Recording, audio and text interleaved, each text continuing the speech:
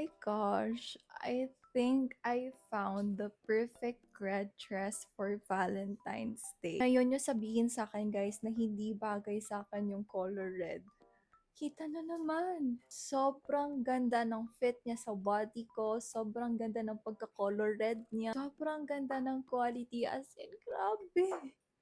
Sobrang ganda ng dress na 'to. And guys, nabili ko lang 'tong dress na 'to dito sa TikTok shop. Feeling ko ito na talaga yung isusuot kong dress for Valentine's Day kasi sobrang nagustuhan ko talaga yung fit niya sa body ko. Mas lalong nabigyan ng curves yung body ko kahit sobrang dami ng nilaman ko today. Ganda, wala talaga akong masabi. So ito yung red dress na nabili ko from TikTok shop guys. And nasa less than 1,000 pesos lang 'to. Ang quality niya, sobrang ganda. Perfect tong dress na 'to sa kahit anong occasion.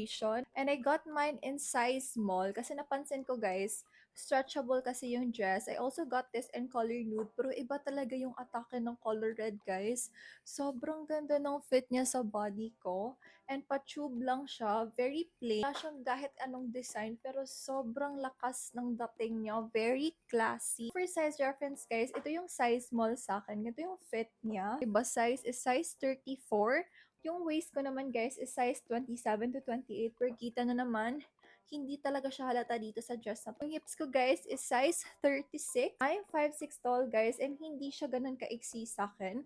Above the knee siya pero hindi siya uncomfy suotin kasi nga hindi siya maiksi dito sa likod. Ang maganda pa is sobrang kapal talaga ng quality niya. Talaga kita yung undergarments niya sa loob. Kita na naman, ready na talaga ako sa Valentine's Day. If wala ka pang outfit sa date nyo, make sure to check this out on my yellow basket.